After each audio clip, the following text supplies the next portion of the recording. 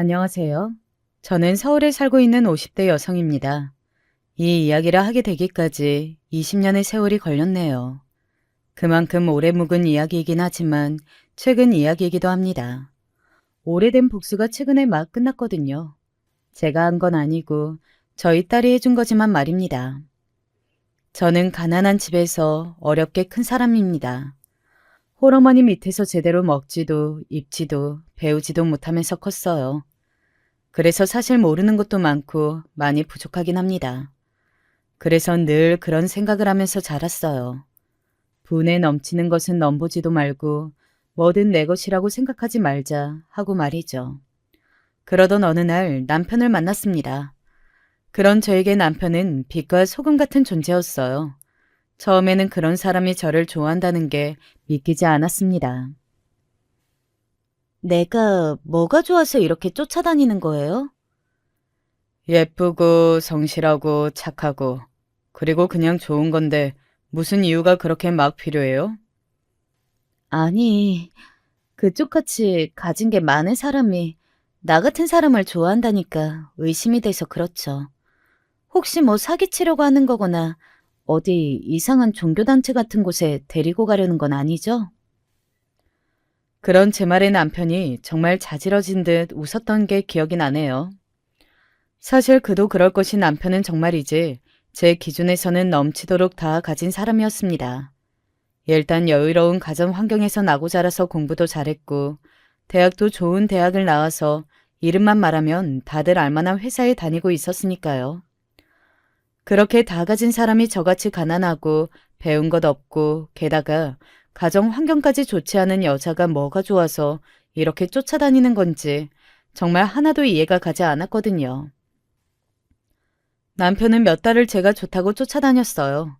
그리고 결국에는 제 마음을 얻어내 만나기 시작했습니다. 솔직히 저도 마음이 없는 건 아니었거든요. 저에게는 너무 분에 넘치는 사람이라 의심을 한 거지 사람이 마음에 안 든 것은 아니었습니다.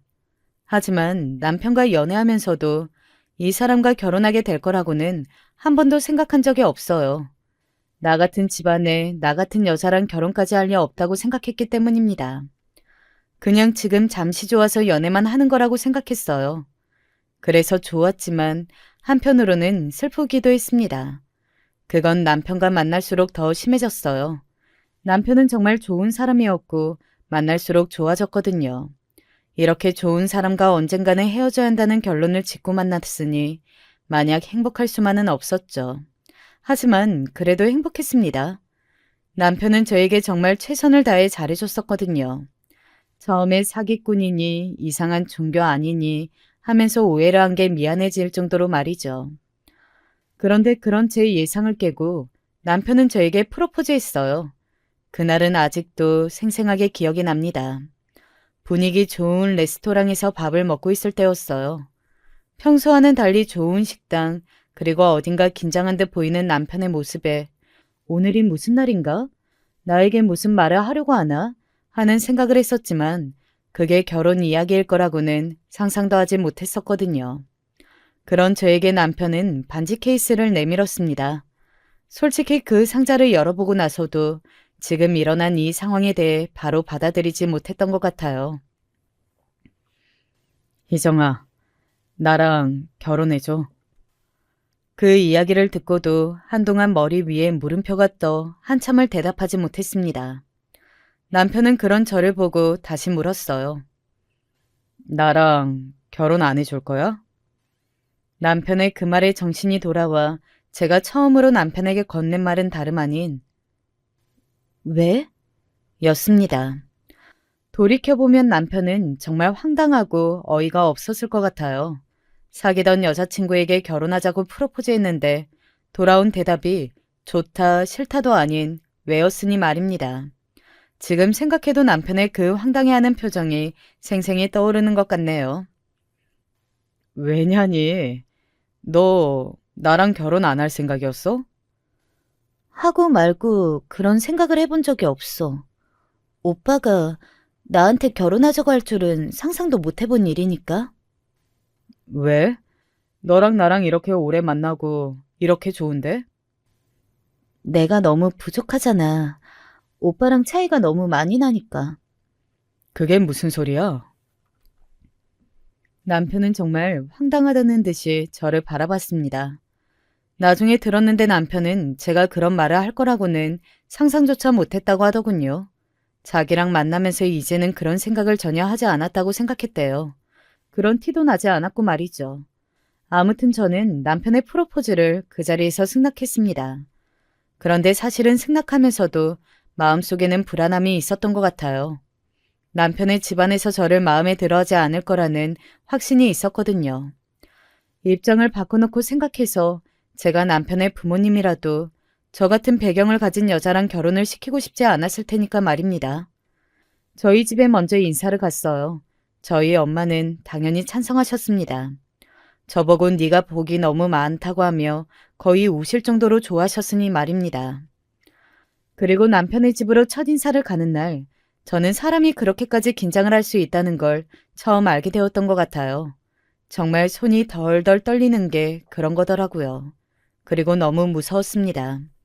혹시나 상처가 되는 말을 듣게 될까봐, 그리고 남편과의 결혼을 결사 반대하고 나오시면 어떡하나 싶은 마음에 말이죠.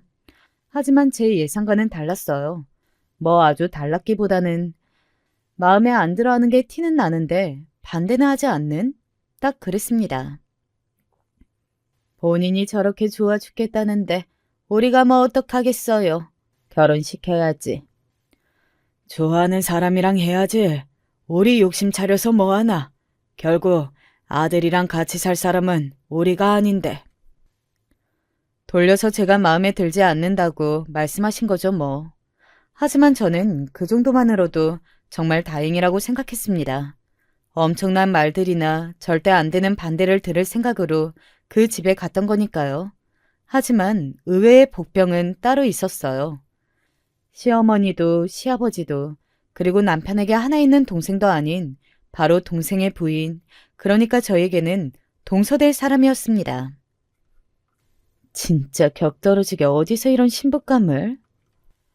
물론 시어머니와 시아버지 그리고 남편이 있을 때 한 이야기는 아닙니다. 화장실에 갔다가 돌아오는 저를 스쳐 지나가면서 한 말이었어요. 그러니까 저만 들은 거죠. 아마 추측하건대 기다렸다가 한 걸 겁니다. 그 이야기를 저에게 꼭 하고 싶어서 제가 혼자 있는 타이밍을 노린 거겠죠. 지금 생각하면 동서는 그러고도 남을 사람이니 말입니다.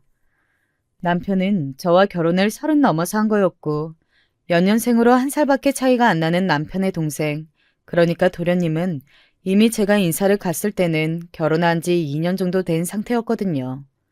도련님도 남편처럼 좋은 대학을 나와 좋은 회사에 다니는 사람이었습니다. 그리고 동서는 약사였어요. 많이 배우고 좋은 직업을 가진 사람이죠. 또 동선의 집안은 부자였습니다. 도련님과는 대학이 같았는데 거기서 소개팅을 만나 연애를 하다가 결혼을 하게 된 거라고 들었어요. 연애를 오래 해서 이미 양가 부모님들도 다들 아는 사이였고 당연히 두 사람은 결혼을 하는 걸로 알고 있는 뭐 그런 사이 말입니다. 동서는 성격이 참 별로였어요. 아니 사실은 별로인 정도를 떠나 구제불능이었습니다. 왜 그런 말들 많이 하잖아요. 강약 약강. 강한 사람 앞에서는 약하고 약한 사람 앞에서는 강한, 어떻게 보면 가장 못됐고 비겁한 사람들을 일컫는 이 말이 동서에게 딱 맞는 말이었습니다. 동서는 자기보다 잘난 사람들 앞에서는 한없이 약해지고 자기보다 못났다고 생각하는 사람 앞에서는 강해졌어요. 그리고 그 자기보다 못난 사람들을 괴롭히고 막대하면서 자신이 잘났다는 걸 느끼는 사람이었습니다. 정말 인간 말종이죠. 저와 남편은 순조롭게 결혼하고 신혼살림을 차렸어요. 막상 결혼하니 시부모님도 이제는 한가족이라고 생각해서인지 잘해주셨습니다. 하지만 문제는 동서였어요. 이번 추석은 형님 혼자 치르셔야 할 것 같아요. 제가 약국 문을 못 닫을 것 같아서요. 그래, 혼자 해도 돼. 수고비는 드릴게요. 아니야, 괜찮아. 어차피 나도 이 집안 가족이고 그러면 해야 하는 일인데 뭐. 아니, 받으세요. 이런 걸로 자존심 챙기고 그러시는 거 아니에요. 없는 사람들은 꼭 그러더라. 이러면 자존심이 챙겨지는 줄 알아.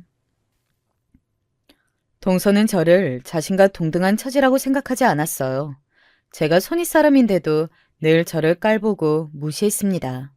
그리고 바보같이 저는 그게 당연하다 여겼어요. 앞서 말했듯 저는 가진 게 거의 없이 컸고 그래서 늘 누군가보다 못하고 부족하다고 생각했었거든요. 그런 제가 이런 분에 넘치는 집안으로 시집을 왔으니 이 정도는 당연히 견뎌야 하는 거라고 그때는 그렇게 생각했습니다. 참 바보같이 말이죠. 그래서 아무에게도 말을 하지 않았던 것 같아요. 당연하다고 생각했던 것도 있었지만 저로 인해 이 집안이 시끄러워지는 게 정말 죽기보다 싫었습니다. 안 그래도 폐를 끼치며 시집을 왔다고 생각하는 저로서는 그런 생각을 할 수밖에 없었던 것 같아요. 그렇게 사사건건 무시당하며 지냈습니다. 그리고 그 무시는 날이 갈수록 심해졌어요. 사실 어지간한 건 다 참을 수 있었지만 한 가지 저도 참을 수 없는 게 있었습니다. 그건 제 가족들을 향한 동서의 무시였어요. 아주버님도 참 사람 보는 눈이 없으신 것 같아요. 그렇게 공부 잘하고 좋은 회사 다니면 뭐하나? 사람 고르는 눈이 이렇게 바닥인데. 남편 욕은 하지 마. 내가 다른 건 다 참아도 그건 못 참아. 형님, 되게 웃긴다. 사실이잖아요. 형님 같은 사람이랑 결혼해서 아주버님도 뒷말 많이 듣는 거 아세요? 자기는 그 좋은 대학 나왔으면서 마누라는 고졸이라고 말이에요. 그 이야기를 들었던 날 정말 서럽게 많이 울었던 것 같습니다. 저로 인해 남편이 그런 말을 듣고 있는 것 자체가 너무 마음이 아팠어요. 남편은 저에게 정말 좋은 사람이었고 세상에서 가장 든든한 사람이었는데 저는 남편에게 그런 아내가 되어주지 못한다는 것에 너무 슬펐던 것 같아요. 그래서 아이를 낳고는 교육에 집중을 많이 했습니다. 많이 배워야 저처럼 어디 가서 무시당하지 않을 거라고 그렇게 생각했거든요. 저와 남편 사이에는 딸이 하나 있어요. 그리고 그 딸아이는 정말 세상에 그런 딸이 어디 있나 싶을 정도로 효녀입니다. 어릴 때부터 그랬어요. 아니 어쩜 은하는 울지도 않니? 낯도 안 가리고. 엄마 편해지라고 그런가 봐요. 늘 느끼는 건데 네가 사람 복이 참 많은 것 같다. 저도 그렇게 생각해요. 딸아이는 정말 세상 모든 부모가 원하는 딸의 모습 그 자체였어요. 예쁘고 착하고 공부도 잘했고 말이죠. 게다가 부모님을 엄청나게 좋아했으니까요. 세월이 지나고 동서가 엄마가 되면서 그 말도 안 되는 트집들과 괴롭힘이 좀 줄어들었나 싶었는데 아이가 자라면서 점점 더 심해져 갔습니다. 이유는 뻔했어요. 저희 아이가 뭐든 더 잘했거든요. 은하가 미나보다 말을 더 빨리 하는구나. 미나는 동서의 딸이었거든요. 그런 말을 들은 날에는 동서는 저에게 그 히스테리를 부렸습니다. 말을 빨리 하고 말고는 하나도 중요한 게 아닌 거 알죠? 내가 뭐라고 했어? 저는 아무 말도 하지 않았었거든요. 원래 아이의 머리도 다 유전이라잖아요. 저희 집은 엄마랑 아빠 다 똑똑한데 형님네는 아무래도 한쪽이 그렇지 못하다 보니까 자라면서는 차이가 많이 커질 거예요. 지금을 즐기세요. 하면서 저를 비웃듯 말하더군요. 저는 아까도 이야기했듯 저에 대해서 막말하거나 하는 건 용서할 수 있었지만 제 남편이나 딸아이에 대해 그렇게 하는 건 정말이지 참을 수가 없었거든요. 그래서 그때는 드물게 바로 받아쳤던 것 같아요. 나도 집안 형편이 안 돼서 공부해서 손을 떼게 된 거지. 머리가 나빠서 공부를 안 한 게 아니야. 원래 다들 그렇게 이야기해요. 그러면서 저를 비웃었던 그때의 그 표정과 얼굴을 저는 아직도 잊을 수가 없네요. 동수에게는 참 불행하게도 저희 딸은 머리가 참 좋았습니다. 특출날 만큼 말이죠. 왜 흔히들 자기 자식들이 제일 잘났다고 생각하고 작은 재능도 엄청나게 이야기들 하곤 하잖아요. 저희 딸은 그 정도가 아니었어요. 학원에 보내면 선생님들이 천재라고 했고 시댁 식구들도 제 딸아이를 보고 하나를 알려주면 열을 안다며 예사롭지 않은 아이라는 말을 자주 했고 말입니다.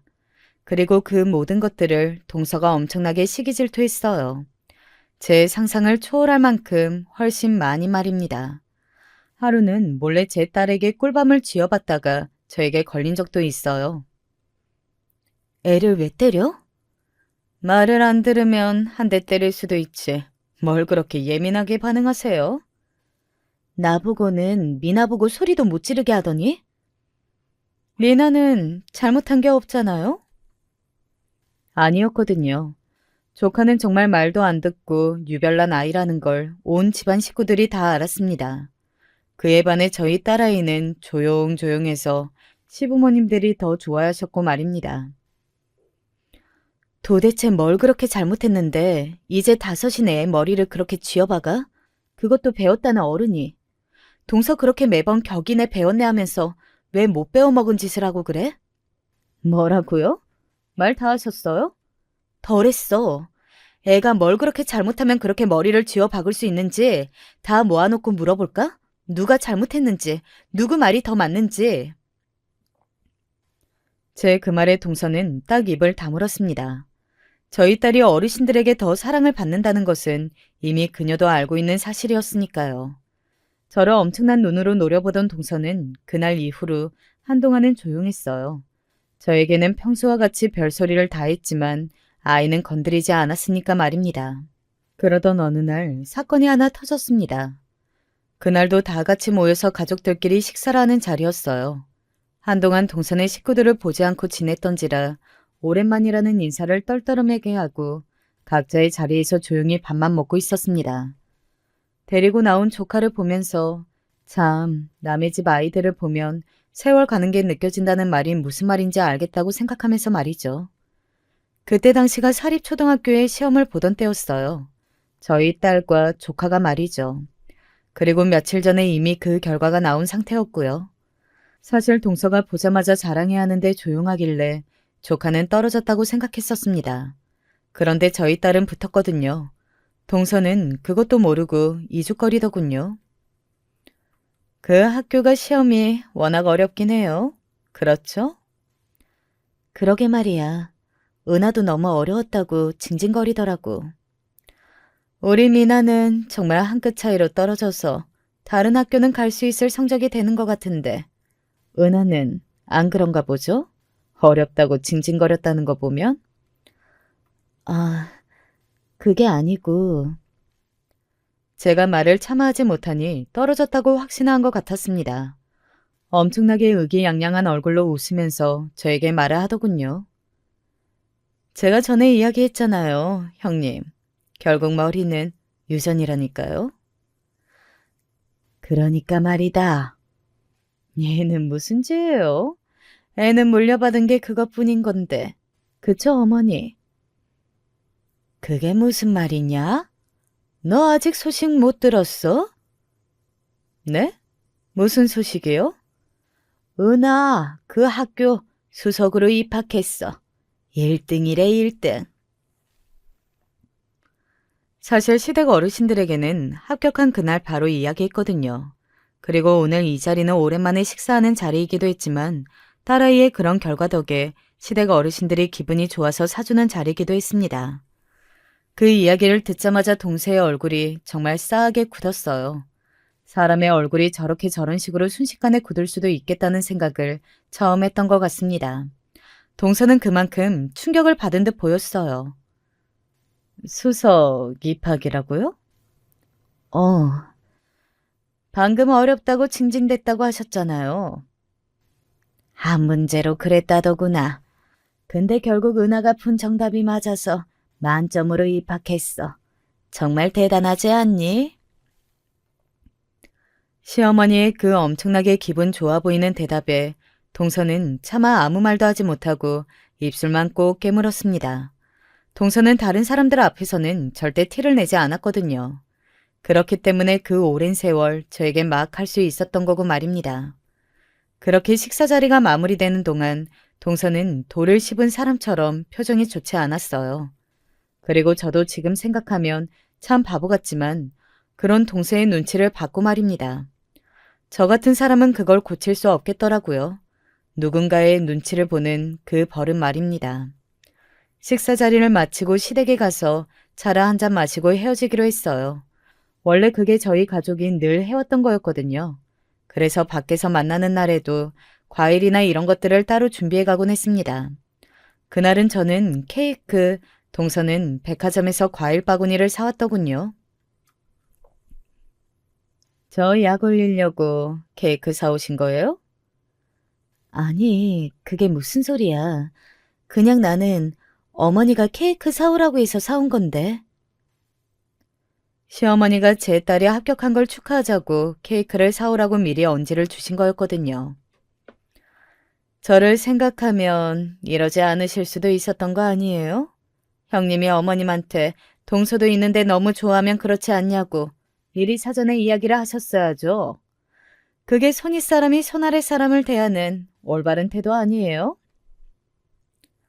그러면서 저에게 배려심이 없다는 둥 하는 소리를 해대더군요. 솔직히 많이 웃기긴 했습니다. 배려심이라뇨.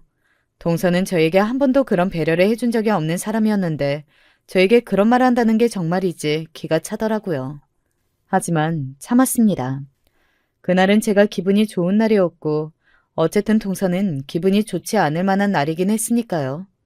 그런데 그날 사건이 터졌어요. 뭐 사건이라고 하기에는 소소한 일인데 나중에 다 자란 딸아이에게 들어보니 그날의 그 사건이 자신이 지금 이렇게 성공하기에 가장 결정적인 역할을 했다고 하더군요. 그럼 이제 이야기해드릴게요. 동서가 사온 과일 바구니는 정말이지 크고 화려했습니다.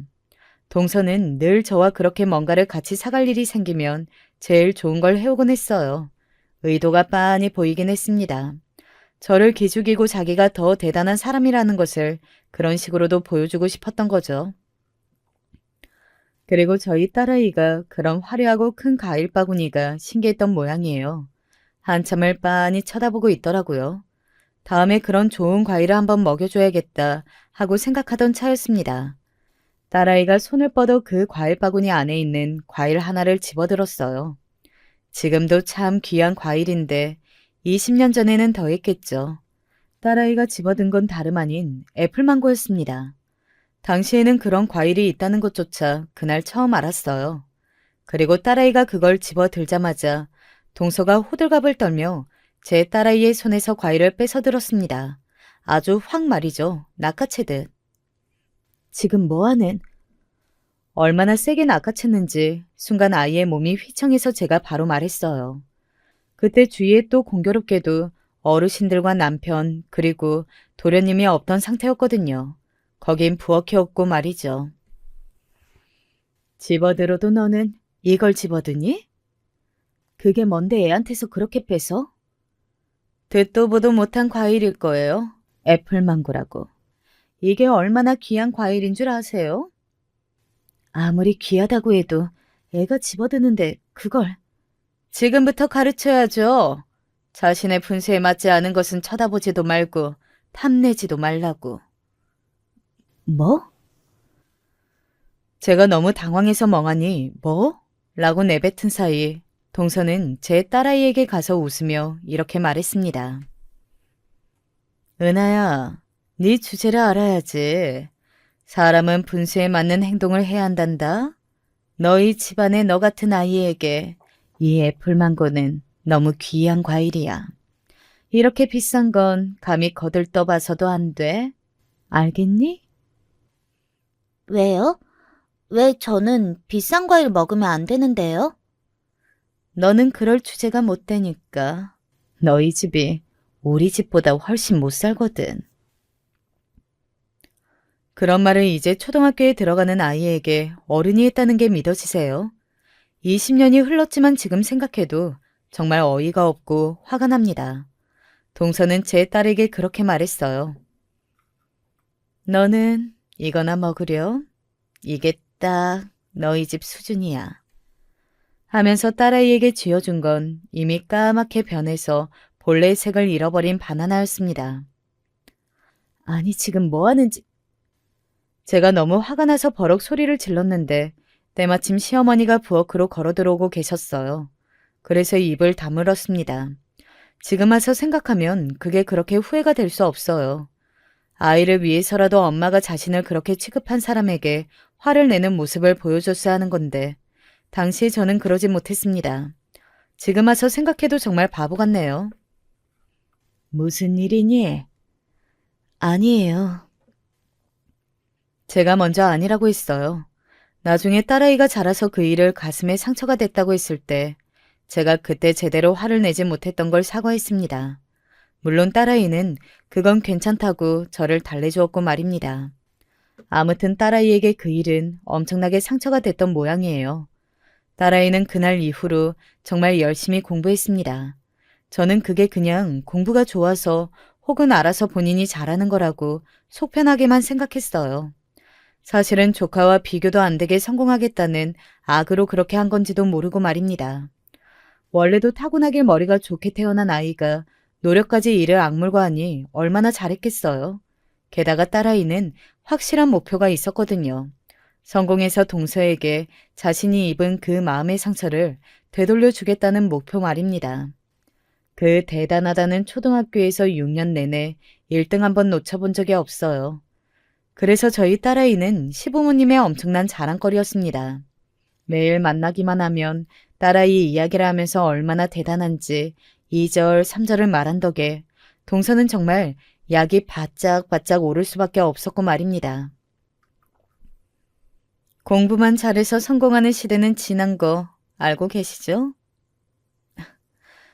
내가 뭐라고 했어? 갑자기 뜬금없이 그런 말을 하더군요. 그날도 아이가 전교 1등을 했다고 시어머니가 칭찬하고 난 다음이었던 것 같아요.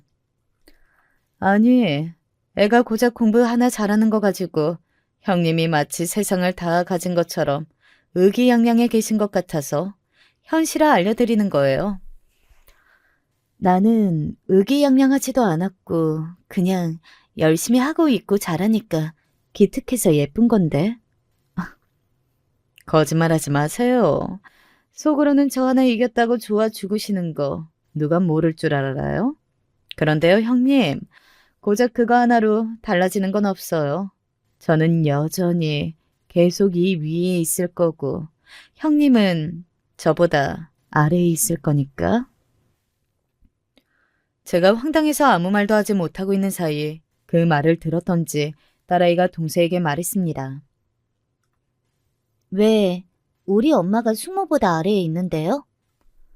딸아이의 그 질문에 동서가 잠시 아이를 바라보다가 비웃듯 픽 웃었어요.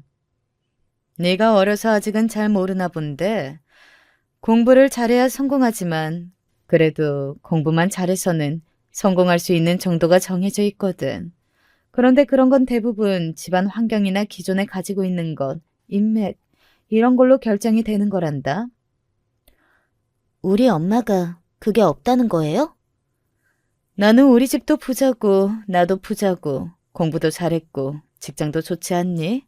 가진 게 너무 많아서 평생 내가 더 위에 서 있을 거야. 내가 성공하면 되잖아요. 방금 말했잖아. 공부 잘해서 좋은 대학 나와서 좋은 회사 취직해서 돈을 벌면 얼마나 벌 수 있는데? 우리 집보다 너희 집이 더 부자가 될 수 있을 것 같아? 직장인 월급 뻔한데 평생 너희 엄마는 나를 이길 수 없다니까? 듣다 도저히 못 듣겠어서 말렸습니다. 동서, 그만해.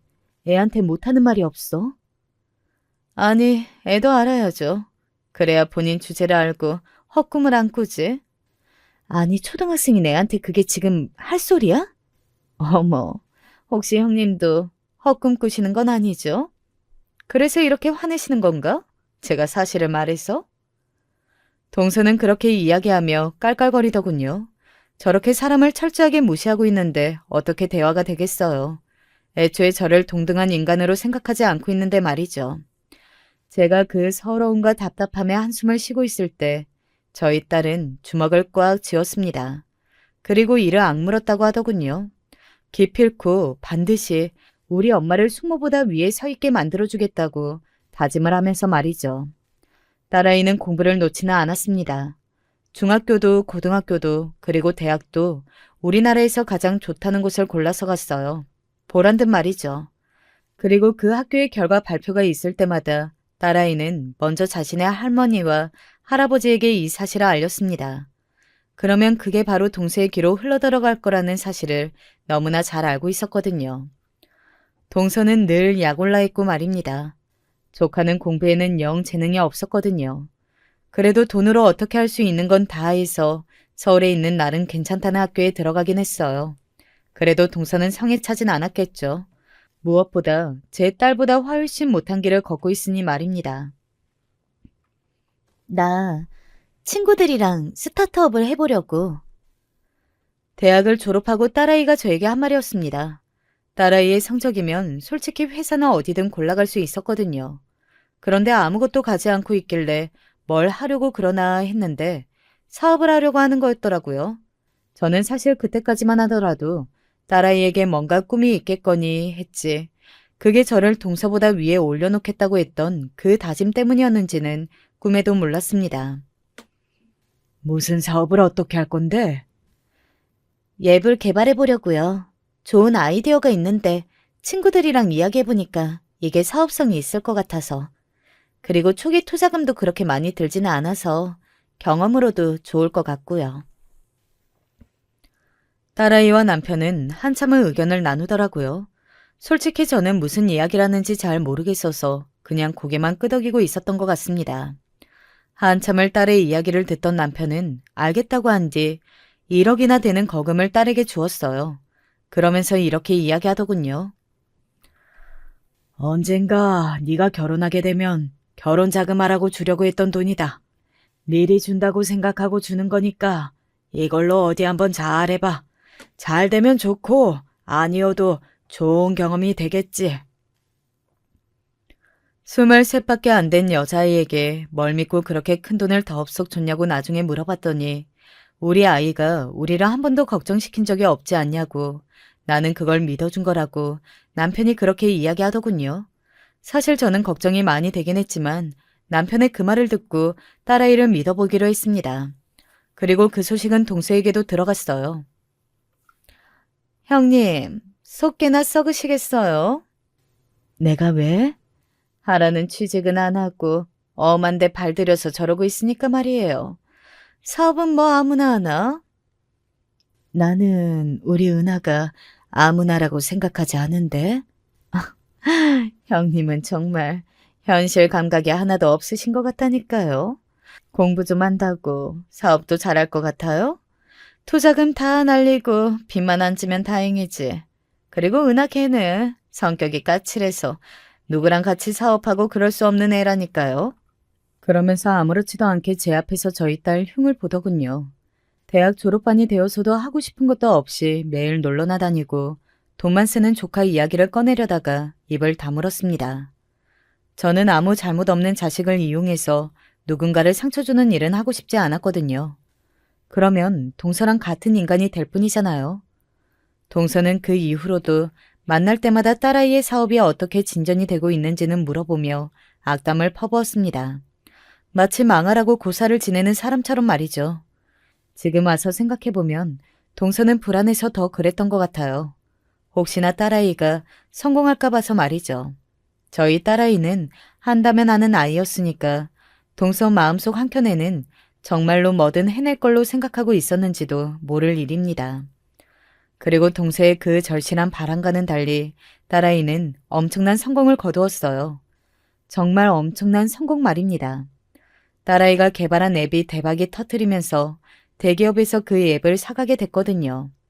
그러면서 딸아이는 책임자로 그 대기업과 협업을 하게 되었고 말입니다. 200억이라고 했어요. 200억이요. 딸아이가 대기업의 앱을 판 금액 말입니다. 물론 더 큰 금액을 받고 팔았지만 같이 개발한 친구들과 여태 개발하면서 들었던 비용들을 다 정산하고 나니 딸아이 앞으로만 200억이 떨어졌다고 하더군요. 평범하게 살아가는 사람들 입장에서는 상상이나 해볼 돈이냔 말입니다. 그리고 그 돈은 당연히 동서의 입장에서도 굉장히 많은 돈이었습니다. 아무리 자기 집이 잘 살고 본인이 일하면서 벌어온 돈이 있다고나 하나 사실 사업으로 대박난 사람이 벌어들인 돈과 비교할 수는 없는 일이잖아요. 동서가 말했던 것처럼 아무리 많이 벌어봐야 동서가 벌어들일 수 있는 금액은 한계가 있고 말입니다. 사실 딸아이가 대박이 났다고 했을 때도 동서는 그게 어느 정도인지 감이 잡히지 않아 비아냥거리는 말을 했어요. 요즘 젊은 사람들 개나 소나 좀 성공했다면 엄청나게 성공한 것처럼 말을들 하고 다녀서 믿을 수가 있어야죠.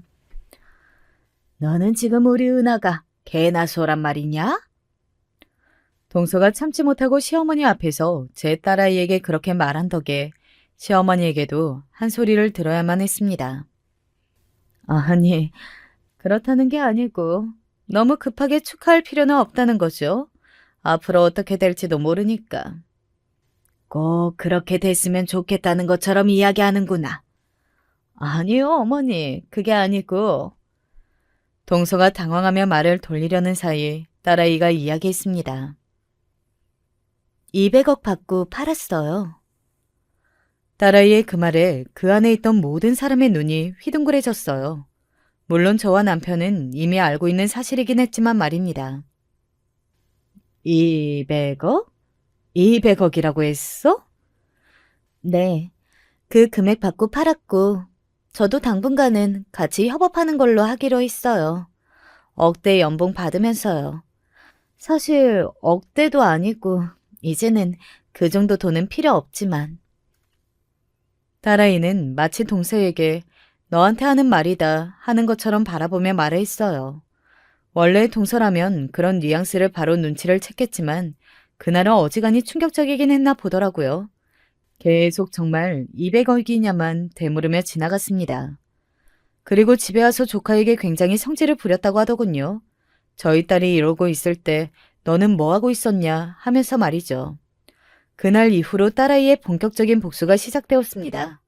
복수라고 뭐 엄청난 것들은 아니고 다 동서 복장을 뒤집는 일들 정도긴 해요.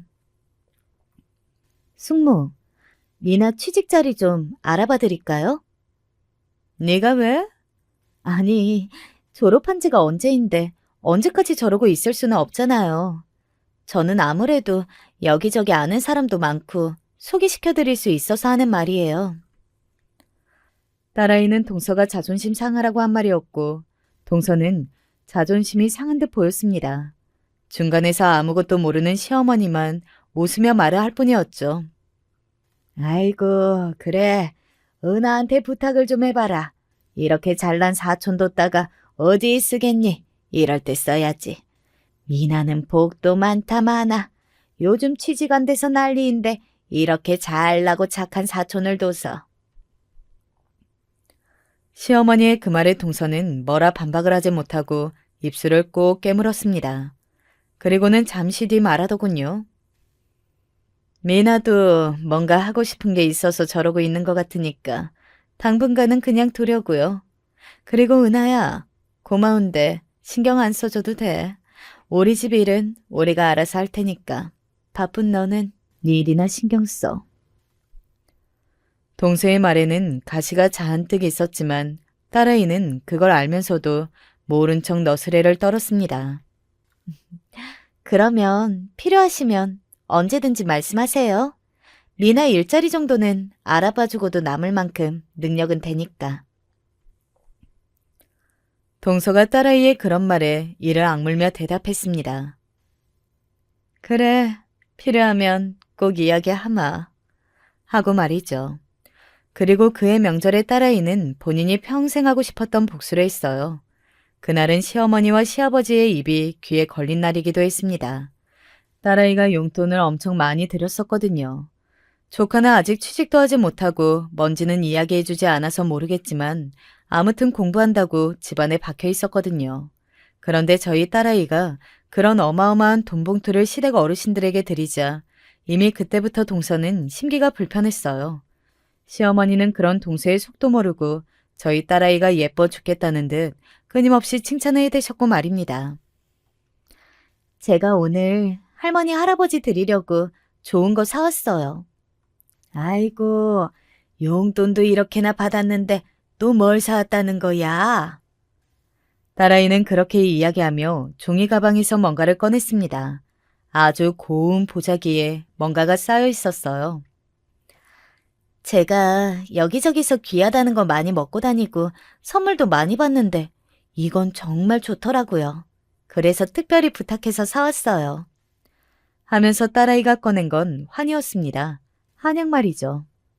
이게 집중력도 확 올려주고 정신도 맑게 해줘서 고등학생들도 많이 먹는다고 하더라고요. 저도 선물 받아서 먹어봤는데 정말 효과가 좋더라고요. 사실 딸아이가 하는 말은 어느 정도 과장이 섞인 것이긴 했습니다. 저희에게도 저 환을 선물해 줬었는데 그냥 괜찮더라 정도로만 이야기했었거든요. 확실한 건 엄청나게 비싼 약이긴 했어요. 그리고 구하기도 힘들고 말이죠. 아니나 다를까 동서가 아는 척을 하더군요. 저거. 왜? 동서도 아는 거야? 저거 예약 걸어놔도 못 사는 약인데. 동서의 그 말에 딸아이가 시익 웃었어요. 그리고는 말했습니다. 맞아요.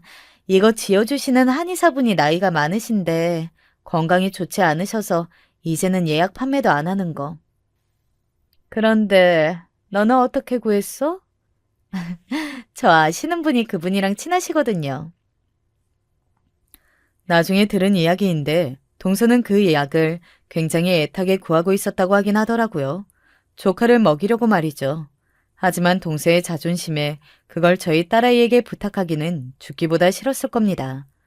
게다가 최근 몇몇 만남에서 대놓고 딸아이나 시댁 어르신들에게 모시를 당해와서 약이 바짝 오른 상태이기도 했고 말이죠. 그래서 그런 짓을 한 것 같아요. 시어머니가 딸아이에게 받은 약을 한쪽에 치워두고 한창 과일을 먹으며 대화를 나누고 있을 때였습니다. 동서가 그 약을 치워둔 쪽으로 가더군요. 저는 그때까지만 해도 아무 생각이 없었어요. 동서가 어디를 가던 말입니다. 그런데 그런 동서를 보던 딸아이가 자리에서 일어나 동서를 따라가더라고요. 저는 그때까지만 하더라도 정말 아무 생각이 없었습니다. 그래서 시어머니와 이런저런 수다를 떨고 있는데 동서도 딸아이도 한참으로 오지 않는 겁니다. 은하는 어디 갔길래 이렇게 안 오는 거요? 시어머니의 그 말에 누구랑 통화라도 하나 봐요. 라고 말하며 자리에서 일어섰습니다. 저도 마침 궁금하던 차였거든요. 그리고 어머님이 약을 치워둔 부엌의 뒤편으로 갔어요. 그리고 그곳에서 동서를 향해 비웃듯 입꼬리를 올려 웃고 있는 딸아이와 그런 딸아이를 죽일 듯 노려보고 있는 동서를 봤습니다. 이게 무슨 일이야? 혹시나 누가 들을까 봐서 조용히 속삭이듯 물었어요. 이렇게까지 해야겠니? 제가 어떻게 했는데요? 너 지금 나한테 복수하는 거잖아. 내가 모를 줄 알아? 그러게, 왜 그걸 가져가셨어요? 알고 보니 동서가 그 환을 몇 개 몰래 가져가려다 딸아이에게 걸린 것 같더라고요. 뭐 이 모든 걸 딸아이가 다 동서가 이렇게 움직일 걸 알고 계획한 것 같았지만 말입니다. 내가 돈 준다니까? 돈으로 구할 수 없는 귀한 거라고 100번은 말씀드린 것 같은데요? 네 사촌이 몇 년째 저러고 취직도 못하고 공부만 하고 있는데 먼저 챙겨주면 어디가 덧나니? 동서의 말에 저도 웃음이 나왔지만 더 큰 웃음이 나온 건 다름 아닌 딸이었습니다. 제가 진짜 머리가 좋긴 정말 좋은가 봐요. 딸아이의 그 말에 저와 동서가 무슨 말을 하냐는 듯 딸아이를 바라봤어요. 20년 전에 들은 말을 토시 하나 안 틀리고 아직도 기억하고 있는 걸 봐선 말이에요. 갑자기 그게 무슨 말이야? 동서는 본인이 했던 악담을 하나하나 다 기억하지 못해 딸아이가 무슨 말을 하려고 하는 건지 감도 오지 않은 듯 보였지만 저는 단번에 알 수 있었습니다. 딸아이가 그때 애플망고를 가지고 동서가 있던 이야기라 하는 거라고 말이죠. 그리고 제 예상은 적중했어요. 숙모가 저한테 언젠가 그러신 적이 있죠. 사람은 주제에 맞게 살아야 한다고. 자기가 가질 수 없는 것들을 함부로 욕심내고 탐하지 말라고요. 분수에 맞지 않은 걸 바라면 불행해지고 그건 자기 자리가 아니라고. 딸아이의 그 말에 동서가 뭔가 생각이 난 듯 입을 다물었습니다. 초등학생인 조카가 애플망고를 손에 쥐고 있는 게 못마땅해서 뺏으면서 숙모가 하신 말씀이세요. 기억하세요? 너는 그걸 아직도 그렇게 마음에 담아두고 있니? 성공했으면 마음 씀씀이도 좀 커져야지. 동서의 그 말에 딸아이가 픽 웃었습니다. 가짜 타는 듯 말이죠. 무려 좋은 집안에서 잘 자라서 좋은 대학에 좋은 직장까지 가지신 분이 초등학생인 조카에게도 가지지 못한 넓은 마음 씀씀이를 제가 왜 가져야 하는 거죠? 딸아이는 그렇게 말하며 동서의 손에 있는 환을 빼앗듯 낚아챘어요. 그리고는 말했습니다. 자기 게 아닌 거, 분수에 넘치는 거, 그거 주제도 모르고 욕심내지 마세요. 그러다 가랑이 찢어지니까. 그러고는 그 자리를 돌아서서 나왔습니다. 동서는 분에 못 이겨 몸을 바들바들 떨었지만 거기서 뭘 더 할 수 있는 게 없었어요. 그리고 그날의 사건은 마무리가 되었습니다. 그날 이후로 동서는 저와 딸아이가 참석하는 가족 모임에는 나오지 않았어요. 창피하기도 했을 것이고 그 성격에 자존심도 많이 상했을 것이고 복합적인 이유일 겁니다. 아마 동서는 그대로 저희 집안 식구들을 평생 보지 않을 수 있다면 그러고 싶었을 거예요. 하지만 인생이라는 게 참 얄궂게도 동서를 그렇게 두지 않았습니다. 어느 날 저에게 동서가 전화가 왔어요. 수은한 목소리로 저에게 만나자고 먼저 연락을 해온 건 평생 처음 있는 일이었기 때문에 상당히 의아해하며 자리에 나갔던 게 생각이 납니다. 동서는 한참이나 뭔가를 말하지 못하고 제 앞에서 우물쭈물했어요. 그러더니 굉장히 힘들게 말을 꺼냈습니다. 그때 은하가 했던 말 아직도 유효해요? 무슨 말? 미나 취직 자리 알아봐 주겠다는 말이요. 상당히 의외의 이야기였어요. 동서의 성격상 죽었다 깨어나도 저에게 그런 부탁을 하러 올 거라고는 생각하지 못했었거든요. 뭐 최근에 동서의 약국도 제대로 장사가 되지 않아서 문을 닫느니 마느니 하고 있다고 들었고 동서의 친정에도 일이 생겨 유산을 많이 상속받기는 글렀다는 말을 듣기는 했었습니다. 그런데도 저에게 이런 부탁을 할 거라고는 상상도 하지 못했어요. 동서는 그런 사람이었으니까요. 그래서였는지 제 마음이 약해지긴 했습니다. 오죽했으면 저에게 이야기했을까 싶어서 말이죠. 그때 조카의 나이가 거의 30이 다 되어가고 있었으니 지금 취직을 못하면 평생 아무것도 못하고 저렇게 공부만 하다가 늙은 건 아닌지 하는 걱정이 되었었죠. 그래서 딸아이에게 말을 전했어요. 알아봐 줄 수 있으면 알아봐 달라고 말이죠. 엄마는 그렇게 당하고도 도와주라는 말이 나와? 그런 딸아이의 물음에 웃었습니다. 미나가 우리한테 잘못한 게 뭐가 있겠니? 그리고 네 숙모도 그런 부탁하기까지 그 성격에 많이 힘들었을 거야. 또 네가 미나 일자리를 소개해주면 앞으로 우리 눈치를 보면서 살지 않겠니? 그건 네 숙모한테 엄청 힘든 일일 거고. 딸아이는 잠시 고민하더니 알겠다고 했고 곧 꽤 괜찮은 일자리를 소개해줬습니다. 조카와 동서가 고맙다고 비싼 과일 바구니를 들고 집으로 찾아왔던 게 기억이 나네요. 애플망고가 있었는지 아닌지는 잘 기억나지 않지만 말입니다. 제 이야기는 여기서 끝입니다. 동서는 최근에는 자주 못 보지만 보면 늘 저와 딸아이의 눈치를 살피며 언행을 조심하고 있어요. 그리고 그게 동서가 받는 벌이자 저희 딸이 저를 위해서 해준 복수고 말입니다. 사람은 착하게 살아야 하는 것 같아요. 그쵸? 이야기하다 보니 너무 길어졌네요. 이제 정말로 줄일게요. 긴 이야기 들어주셔서 감사합니다. 안녕하세요. 생각할수록 막막하고 화가 나서 이런 글을 쓰게 되었어요. 지역 맘카페에 글을 썼는데 저도 그때 두서없이 써서 그런지 제 마음이 잘 받아들여지지 않았더라고요. 좀 정리해서 여기에 사연을 적어봤어요. 저는 쌍둥이 아기들을 키우는 30대 엄마예요. 아기들과 하루하루 정신없이 보내다 보니 내가 이런 에너지를 결혼 전에 잘 활용했으면 얼마나 잘 살았을까 싶어요. 진짜 시간을 하루하루 쪼개서 써야 하고 이것도 저희 엄마가 봐주는 틈틈이 쉬면서 쓴 건데요. 아무튼 몸도 몸이지만 마음이 너무 힘들고 괴로운 상황에 있어요. 처음 결혼해서 살고 있던 신혼집도 되게 조그맣게 시작했고, 아기를 계획하고 있을 때는 설마 쌍둥이가 생길지 몰랐어요. 나중에 임신 사실을 알고 우리 부부는 물론이고 양가 어른들은 엄청 놀라셨답니다. 친정엄마야 당연히 딸의 기나긴 여정을 예상하시곤 걱정을 많이 하셨고요. 시댁 어른들은 그저 좋아하실 뿐이었어요. 특히 우리 시어머니는 엄청 좋아하시더군요.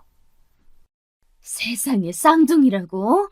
아유, 네가 아주 우리 집 복덩이 있구나. 그래. 기왕 낳을 거 한 번에 끝내는 것도 좋아. 말씀이야 이렇게 하시지만 전 좀 답답했던 게 이렇게 좁디 좁은 집에 살고 있는데 애들을 어찌 키울지 막막하더라고요. 솔직히 우리 둘 다 경제적으로 준비가 넉넉히 된 상태로 결혼한 건 아니에요. 그렇다 보니 이렇게 작은 곳을 얻게 되어 신혼생활을 하게 되었는데요.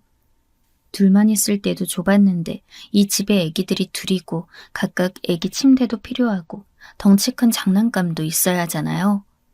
그 부분에 대해 남편에게 얘기했지만 자기도 답이 없는지 우물쭈물하더라고요. 그게 그러게 말이야. 어떡하지? 고민이 많네. 이런 말만 하고 넘어갈 수 있으면 왜 고민을 하겠어요. 전 답답했고 이후 어머니와의 통화 중 힘든 얘기를 꺼내게 되었어요. 사실상 저희 친정은 도와주실 형편은 안 되고 그나마 그래도 집을 해오는 게 남자 쪽에 좀 더 무게가 있으니 시댁에 말을 한 거죠. 어머니도 꽤 고민하시다가 답을 주셨고요. 그러게, 니네 이사를 가긴 해야겠구나. 그 집에서 옥신각신하면서 애 둘 키우기 힘들겠네. 그런데 우리도 여윳돈이 많진 않아. 끌어서 해줄 수 있는 것이 몇 천밖에 안 되는데 그래도 괜찮겠어? 하지만 남편은 그거라도 받자고 하더군요. 나중에 어머니 아버님이 좀 더 무리해서 1억 정도로 맞춰주셨어요. 하지만 그 와중에도 불러다 놓고 한마디를 꼭 하시는 거예요. 우리도 힘들게 해주는 거라 여유가 하나도 없어. 나도 그만뒀던 계단 청소를 다시 다녀야 하고 네 아버님이야 원래 경비일 계속 하려고 했지만 아무튼 우리도 어렵다. 애기 태어났는데 이것저것 생각하고 있었지만 돈이 더 나가게 됐구나. 이건 어디까지나 빌려주는 거야. 다달이 니네가 갚아야 할 돈이고. 근데 전 이때 기분이 너무 안 좋더라고요. 아들 장가 보낼 때도 거의 해주신 게 없었거든요. 그렇게 애기 하면서 노래 부르실 땐 언제고 집이 너무 좁아 이사를 가겠다는데 저렇게 꼭 쪼들린다는 말을 하셔야 되는 걸까요? 부모님 돈이 꽁으로 나오는 게 아닌 건 알지만 다달이 이자 없는 대출이라 생각하고 갚으라고 하시더군요. 이럴 거면 내가 맘 편히 대출이나 받지 왜 시부모님께 사정을 말했나 싶어 후회가 되었어요. 그래도 남편은 그냥 이렇게 된 거 받자고 하더라고요. 그래도 손 벌릴 수 있어서 다행이잖아. 이자 내는 거 아까워서 이자 없이 빌려주신다는데 당연히 갚아야 하는 거 아니야? 그럼 너는 그런 거 생각도 안 하고 우리 엄마한테 어렵다고 말한 거야? 남편 말이 틀린 건 아니지만 제가 좀 이때 지쳐 있었는지 몰라도 심기가 좋지 않긴 했어요. 아무튼 그 상황대로 받아들여서 임신 중에 집을 이사했고 저는 나날이 배가 무섭도록 빠르게 굴러가더라고요. 지나가는 사람들마다 누가 봐도 쌍둥이 임신인지 알 정도였고요. 이때 조리원을 구하는 것도 쉽지 않았고 정말 너무 머리가 아팠어요. 그래도 쌍둥이니까 조리는 당연히 해야 됐고 돌아와서도 도우미는 필수로 있어야 하잖아요. 이건 어느 곳에서 누굴 붙잡고 물어봐도 당연한 일이에요. 그런데 이걸 우리 시어머니가 반대하시는 거 있죠. 세상에, 우리 때는 그런 거 없이도 잘 키웠어. 대체 돈이 얼마냐? 몇백씩 주고서 그렇게 꼭 다녀와야겠어? 다녀와서도 도우미를 또 쓴다고? 아이고, 그런 건 그냥 누구 보고 좀 도와달라고 하면 되지. 니네 너무 낭비가 심한 거 아니냐?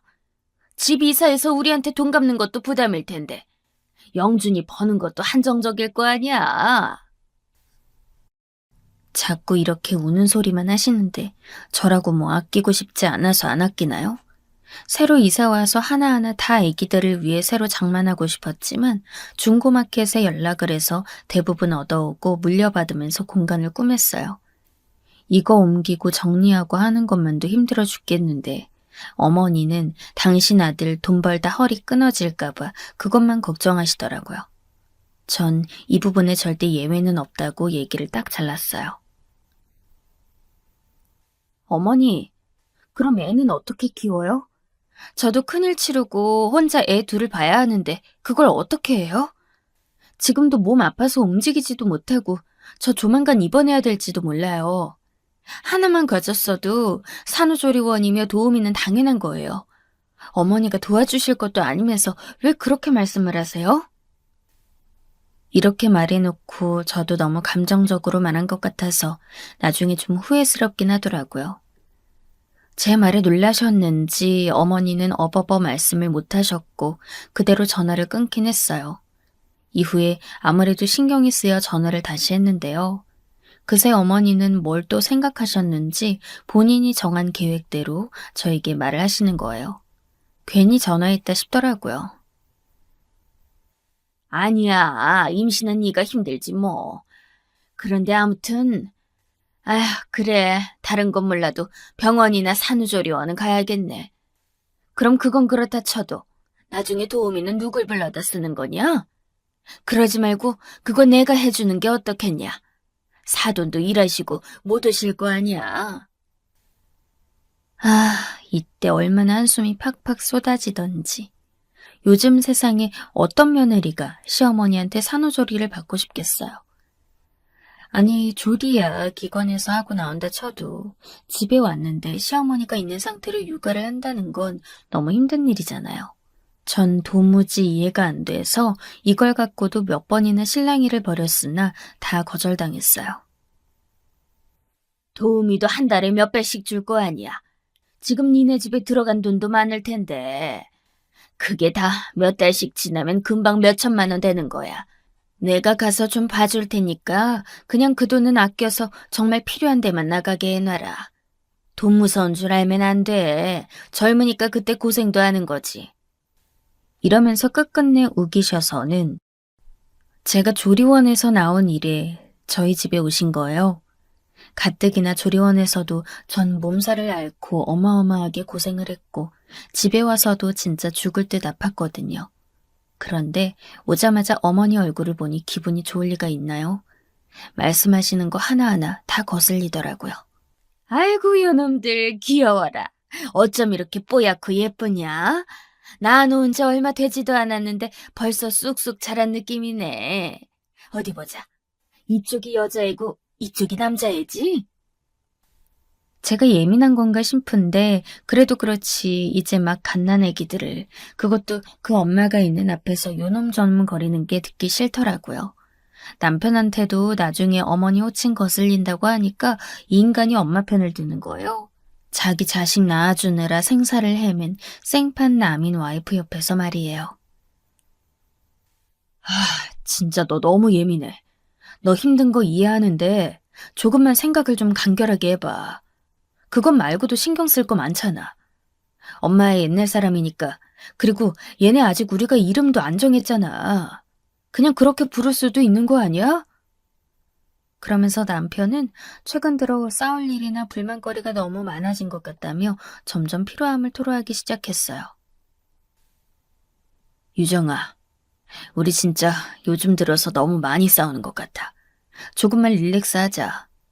결과적으로 집도 이사했고 다 좋게 우리 모두 편안하자고 이러는 거잖아. 안 힘든 사람 여기 아무도 없어. 조금만 서로 배려하면서 가자.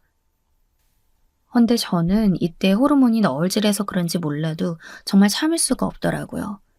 조금만 서로 배려하면서 가자니 누가 보면 제가 뭐 엄청 이기적이고 못돼 먹어서 그런 것처럼 느껴지더라고요.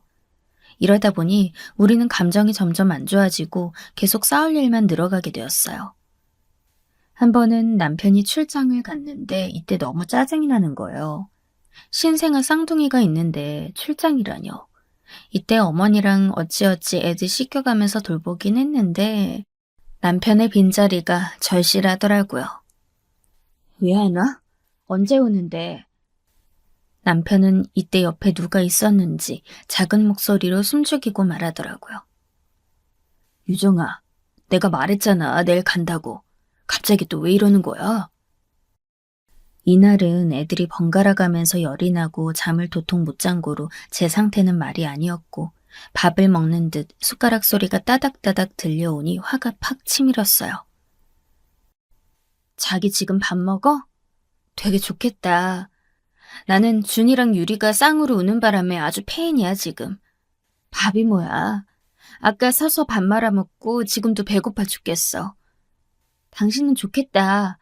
돈 벌러 다니면서 밥 먹고 사람들이랑 어울려서 의사소통도 하고. 나 진짜 이거 창살 없는 감옥이나 마찬가지 아니야?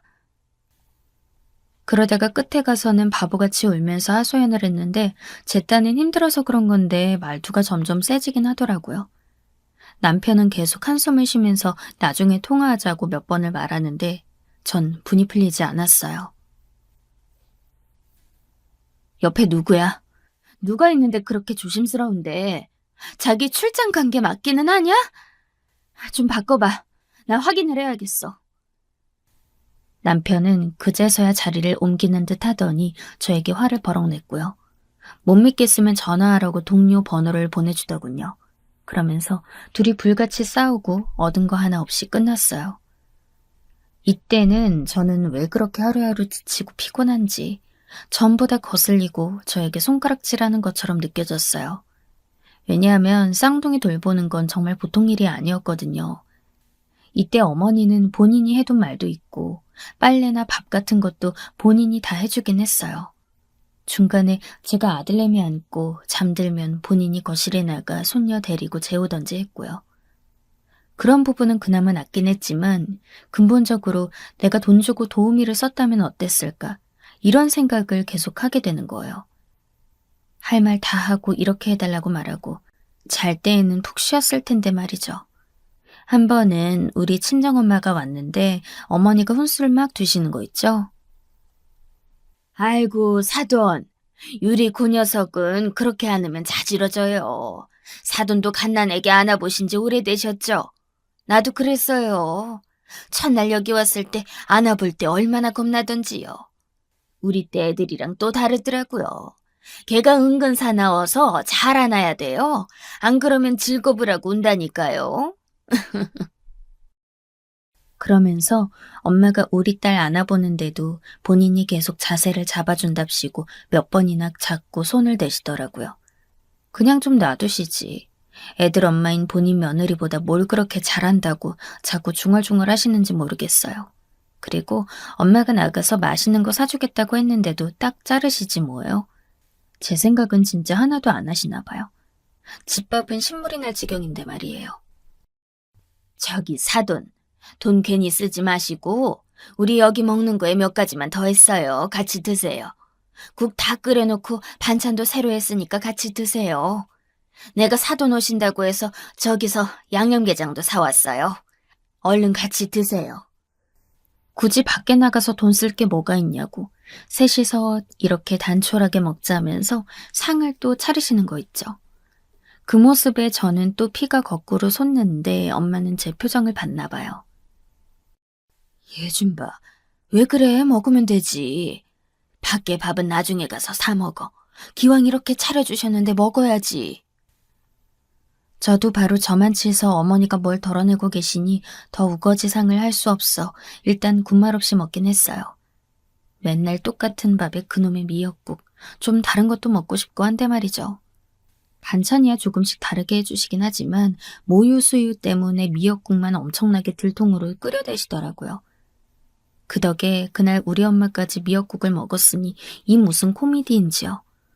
엄마는 그나마 사돈 기분 맞춰드리겠다고 맛있다 소리를 계속 하시더군요. 어머 사돈, 요리를 너무 잘하시네요. 우리 유정이가 이런 밥 먹고 사니까 살이 저렇게 안 빠지나 봐요. 아유, 이거 나물도 맛있네요. 이거 물김치도 담그신 거예요? 전 물김치가 그렇게 자신이 없더라고요.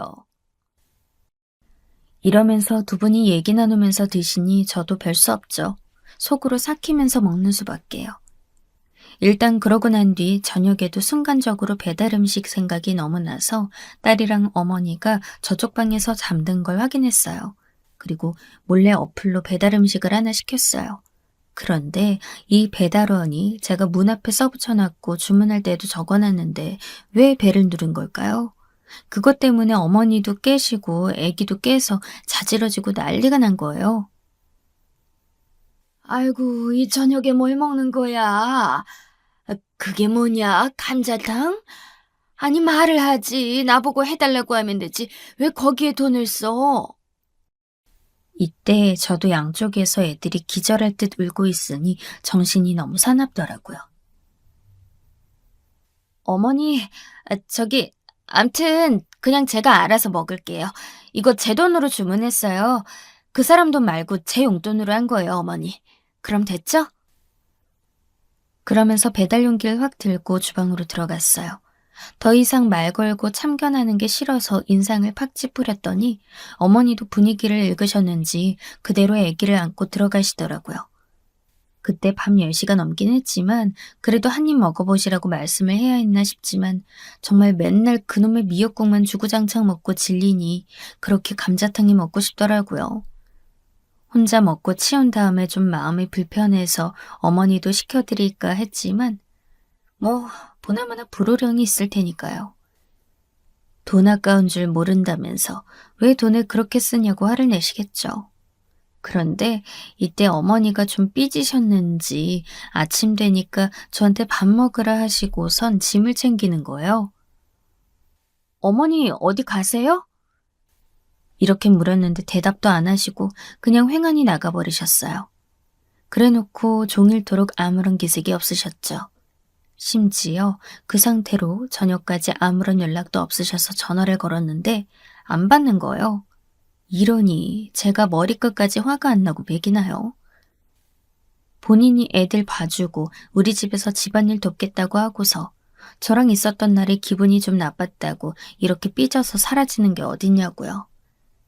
얘네가 이때 겨우 40일 넘긴 애들이었는데 쌍둥이 둘을 데리고 제가 씻기고 먹이고 교대로 재우고 트림시키고 진짜 죽는 줄 알았어요. 어머니 때문에 기어코 도우미도 안 쓰고 무모하게 시어머니랑 둘이서 보겠다고 맘먹은 건데 이렇게 갑자기 장소를 이탈해버리시는 게 어딨냐고요. 그러다 저녁쯤 되니 딸이 연락이 시작한 거예요.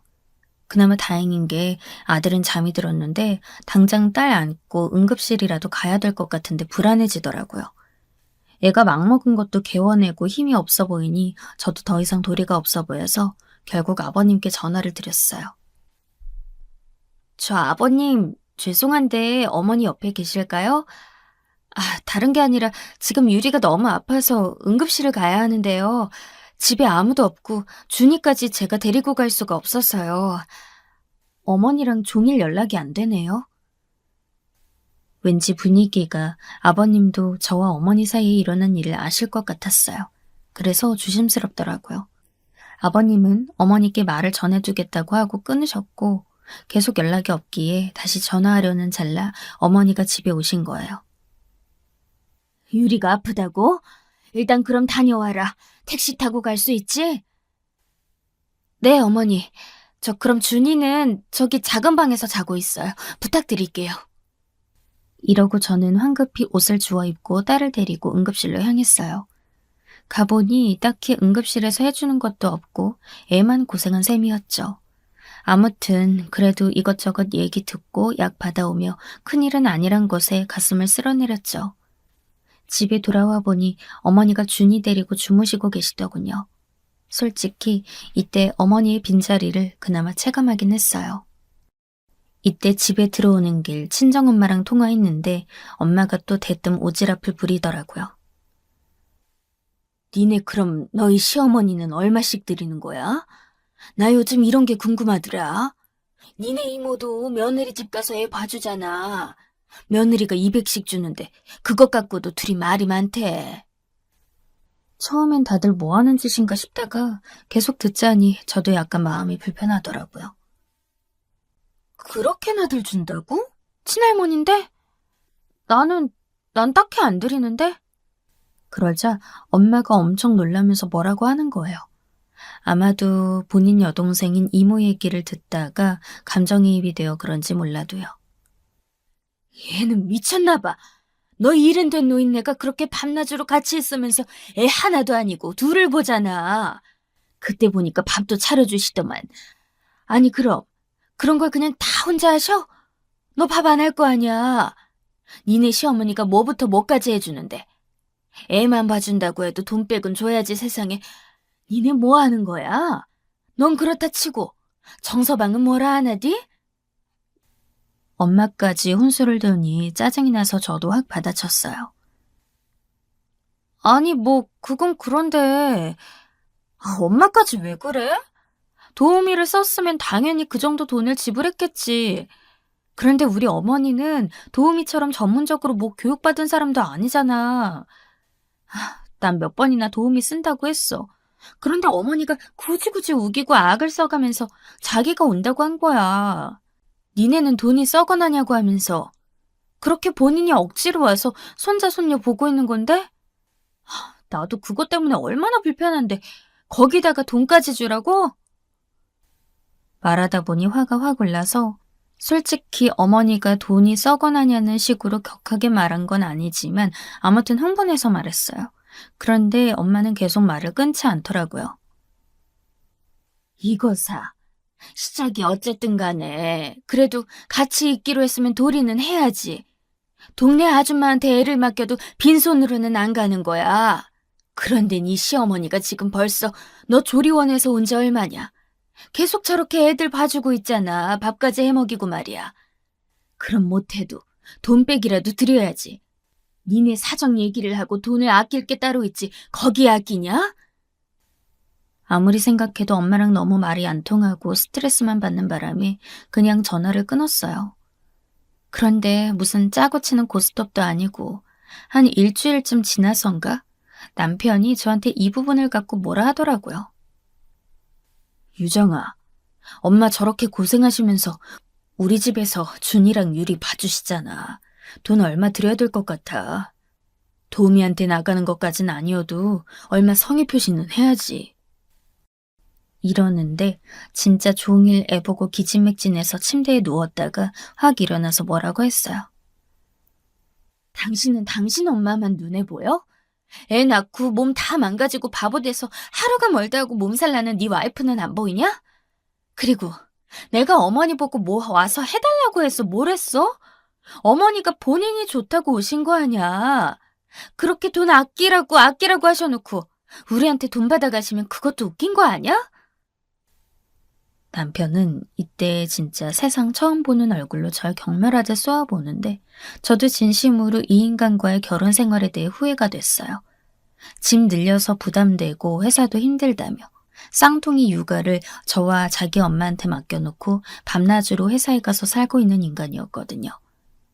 육아휴직 낼 형편도 안 되고 자기까지 애 보겠다고 들어앉으면 돈은 누가 버냐는데 다 맞는 말이라 치자고요.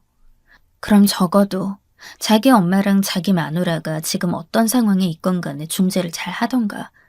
자꾸 한쪽 불만만 그렇게 전하면 사이가 좋아질 수가 있겠냐고요. 아무튼 전 더 말 나오는 게 싫어서 일단 얼마는 드려야겠다. 그래서 이 얘기가 더 나오는 걸 막으려고 했는데요.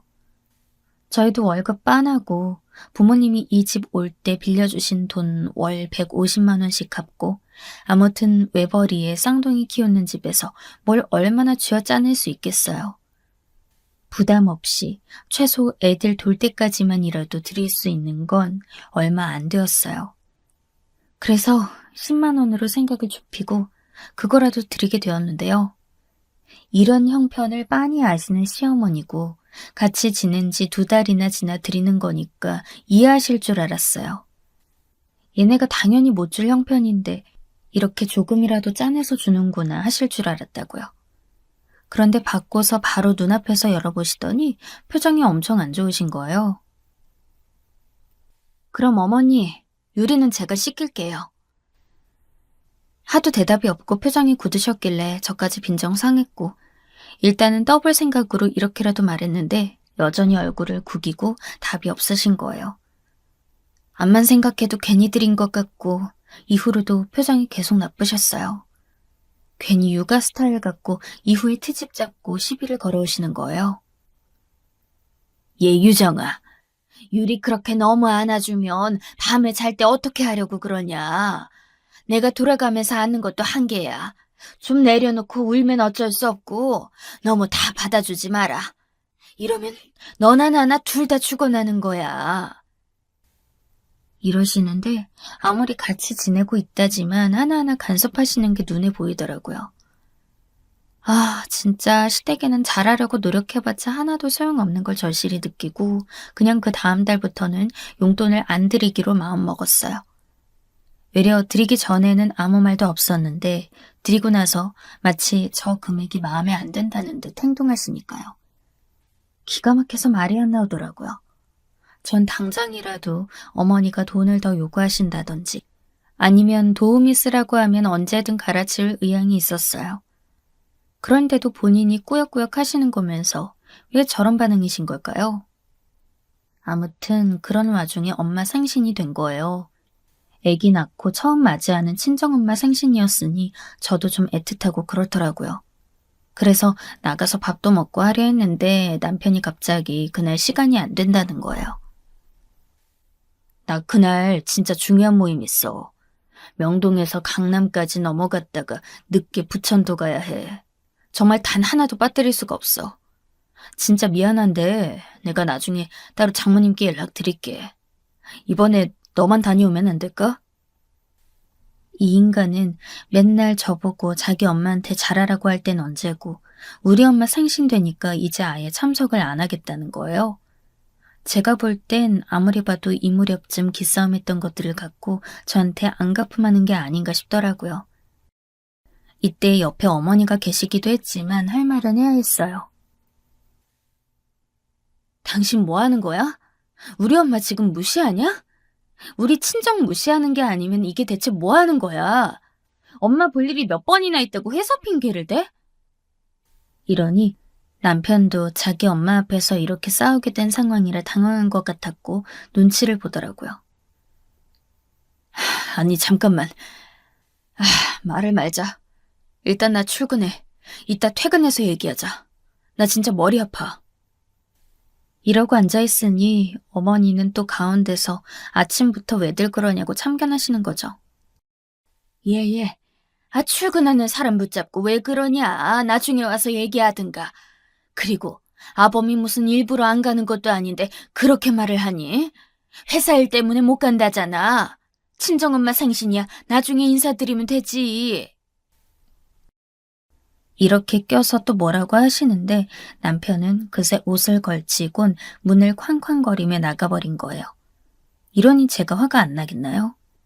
이때 애들 기저귀 갈아주고 할 것도 많아 죽겠는데 꼭 짚고 넘어가야 했던 이유는 어머니가 자꾸 꼬박꼬박 아들 편을 들어주니까 저 인간이 절 무시하는 것 같아서예요.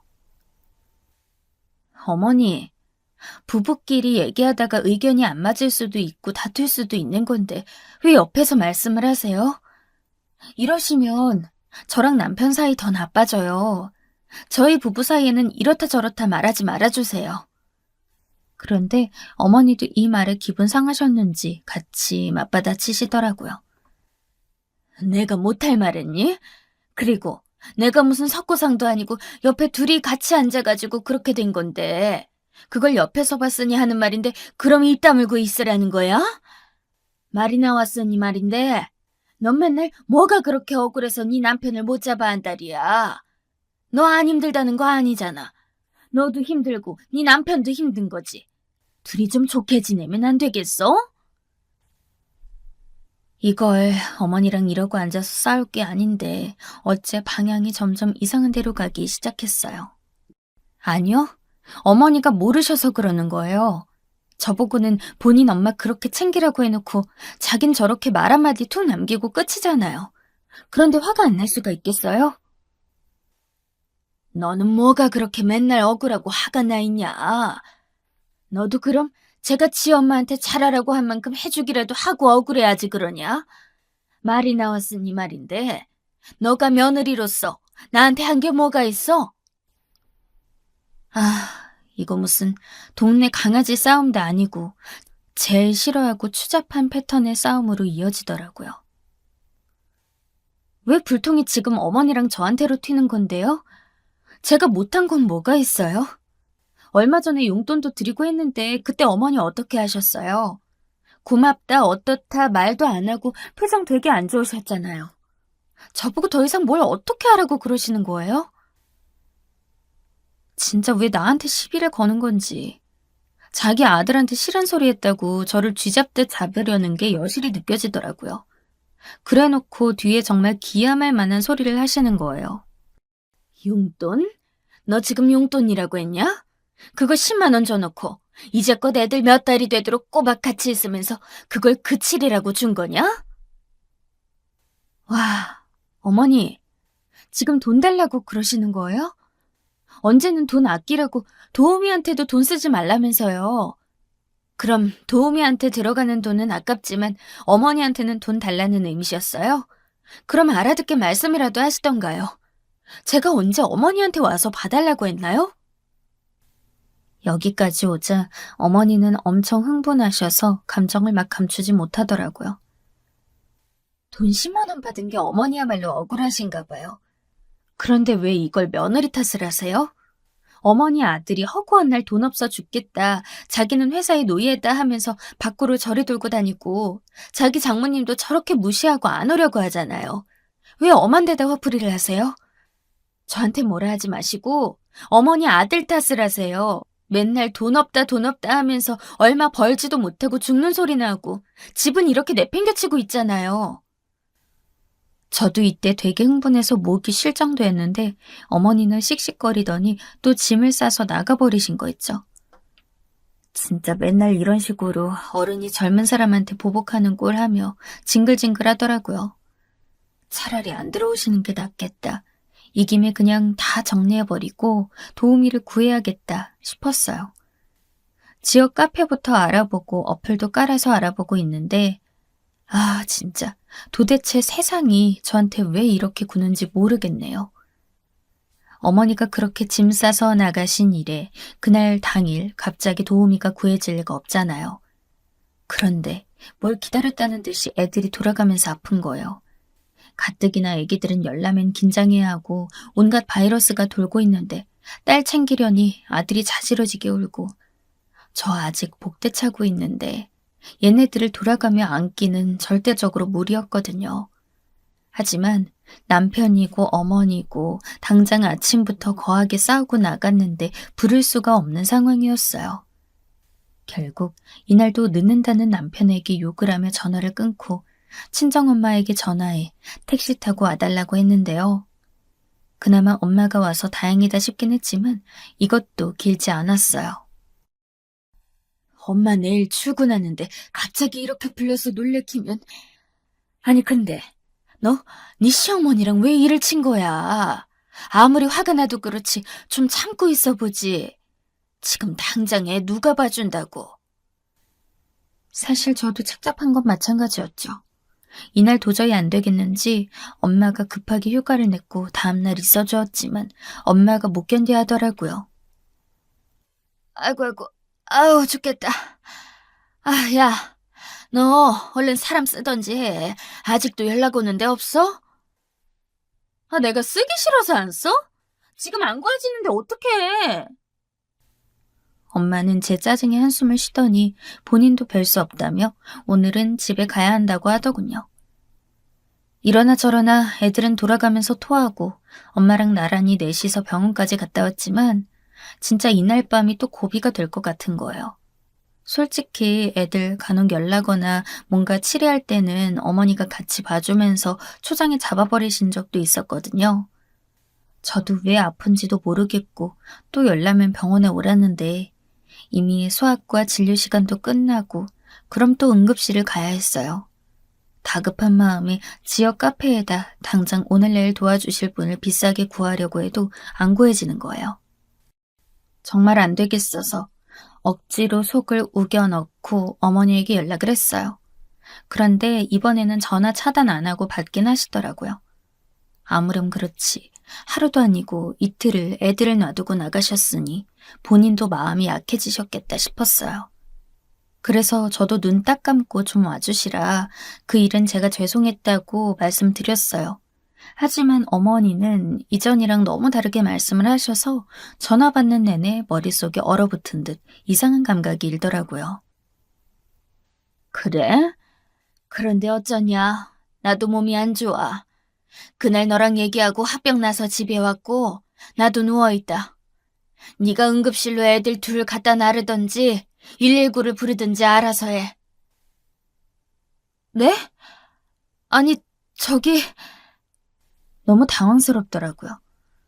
목소리도 뭔가 그렇게 화난 어투도 아니었고 다 풀리신 줄 알았는데 말이죠. 어떻게 된 애가 사과가 먼저가 아니라 네 사정이 먼저야?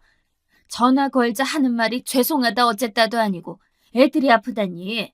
그래서 뭐 어쩌라고. 너 그렇게 나 때문에 많이 억울한 것 같은데 내가 니네 집 발길 끊으면 해결되는 문제 아니야. 알아서 잘 해봐. 아니 어머니 왜 이러시는 거예요? 아직 사람도 못 구했는데. 이런 흐름 중에 어머니는 코웃음을 치면서 말하시는데 아무리 봐도 평소 같지 않은 모습이었어요. 너, 내가 돈돈돈거려서 아주 질려 죽겠다고 그랬다며? 내가 그거 아범한테 전해 듣고 얼마나 이 꼴이 나던지. 야, 너 잘 들어. 네가 나한테 마음에 안 들어도 난 널 품으려고 했어. 어찌되었건 우리 식구니까. 지금부터 절약하고 돈 아껴 쓰게 하고 그렇게 해서 다 생각이 있었다고. 넌 모르겠지만 땡땡동에 우리가 전부터 힘들게 일해서 관리하고 있는 건물이 있어.